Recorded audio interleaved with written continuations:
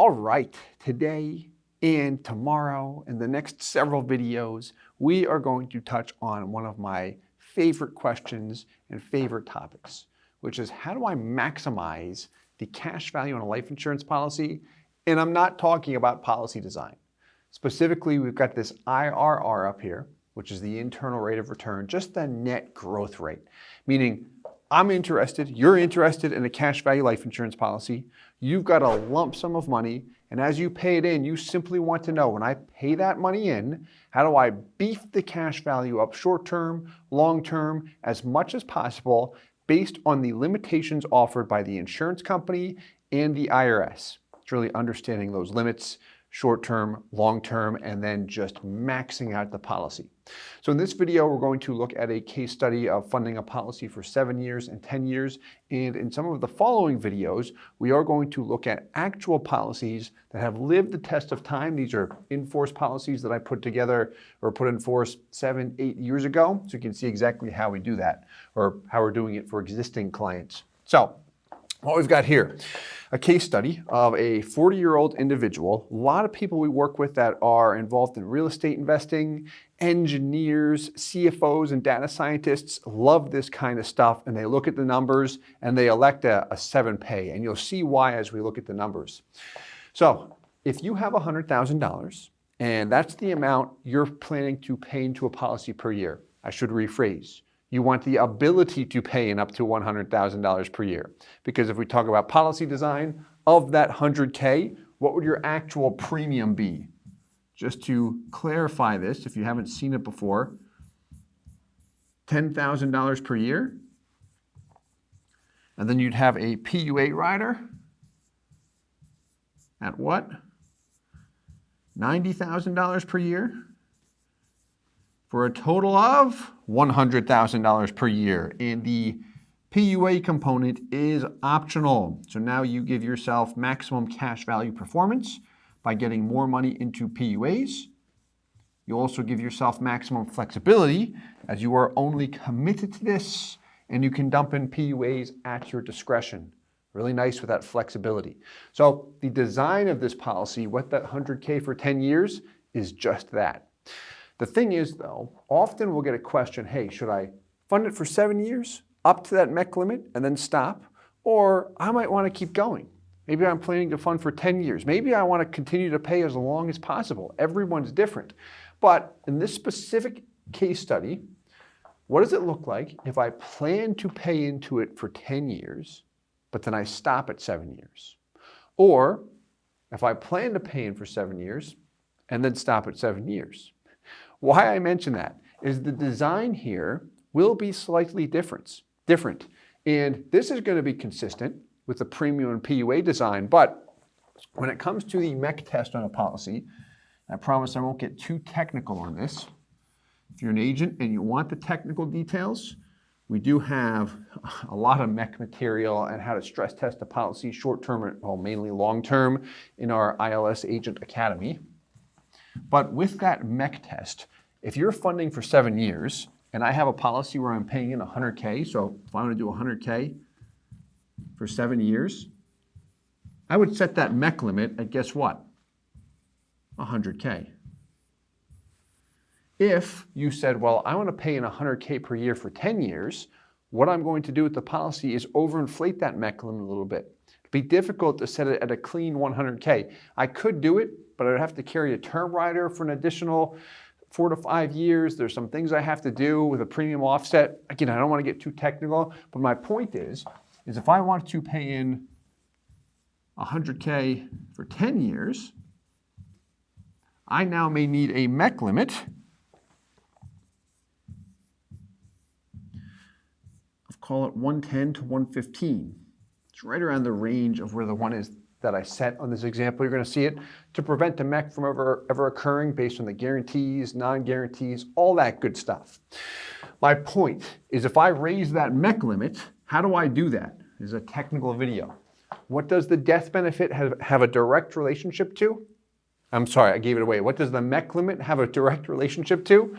To an individual's age and total amount of death benefit, life insurance.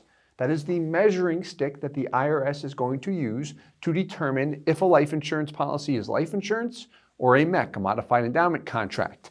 That MEC limit is determined by an individual's age and death benefit. So as we look at the numbers that I'm about to pull up, the 7-pay plan, when I plan to pay for 7 years and I stop at 7 years, that is going to have a clean MEC limit of 100K. And you'll see that through a lower death benefit compared to an identical product, but a larger term rider with a 10-year fund example. So let's take a look here. This will be fun. So the two on the left are the exact same policy, where I planned to pay for 10 years, life happens, or I just changed my mind and I want to stop after 7 years. So what do we see here? Option on the left, funding up until age 50 for 10 years. Breaking even, almost there year 4, year 5, I've got $512,000 where I've paid in $500K. By year 10, I've paid in $1 million and I've got 1.173. There's my death benefit. Cut the term rider after year 10. Death benefit initially, $1.8 million. Middle example, identical policy. Look at the first year, 89.1, 89.1, 1.8. Look at years 4 to 5, identical. Look at year 7 when the last payment goes in, identical. Now, the difference here, look at your death benefit drop. Here we hit that kill switch, reduced paid up, and what happened? Cash value starts to jump from a performance standpoint, death benefit comes down though. Also, what I want to touch on is now I've given myself the opportunity with the example on the left to keep making payments. Here, I forfeited that. But I built this plan to fund for 10, life happened, I can stop the funding, which is nice. Now, if I could rewind the clock and say, all right, well, if I would have started this policy and planned to pay into it for 7 years, would there be a difference? Do I want to have awareness on that kind of stuff up front? And the answer is yes. It does not make a huge drastic difference, but there is a difference, and everyone's scenario is different. This is based off 100 grand. If it was 10 grand, you could just move the decimal back. If it was $1 million per year, we'd move the decimal forward. So here we go. Optimize 7-year fund. So look at this. Death benefit, 1.46. This was 1.8. This guy gives you a MEC limit of almost a clean $100,000. I minimized that thing. Minimize expenses as much as possible, juice the cash value. In the first year, what's the difference? You're at 89.5. You can compare the two, so the middle one and the one on the right, or you could just look here. CV difference represents the actual cash value difference between the two. So not much right off the bat, 430 bucks. Break even, oh, so close year 4. I couldn't quite get there. If he was younger, we would. Just about year 4, $1,800 difference. Year 7, so we planned this guy to stop payments after year 7, someone that wanted maximum IRR.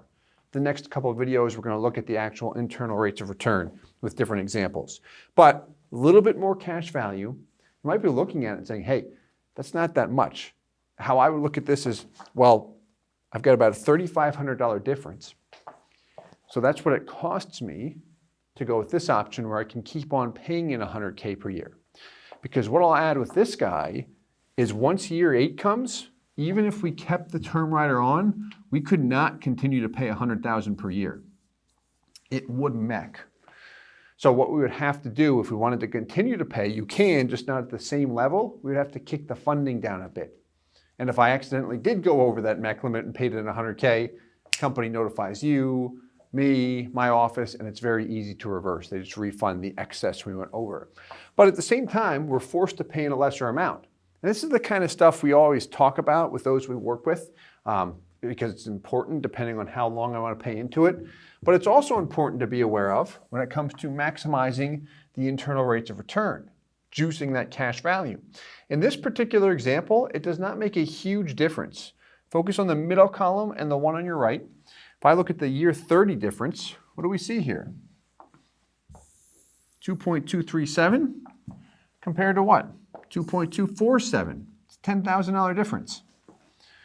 If you knew with all certainty you were going to stop after 7 years or earlier, because you don't have to pay that long, that option's better. If you had your plan set. However, if you said, you know what, I might stop after 7 years, I think I will, but there's a chance if things go well, I might want to keep adding money to this product at the same original MEC limit, 1090 split, 100 grand per year, then I would go with the option on the left or the middle because they're the same. If it was, hey, yeah, 7 years or 5 years, I'm going to max fund it, then I'm going to cool off on the funding a bit, then I go with the option on the right.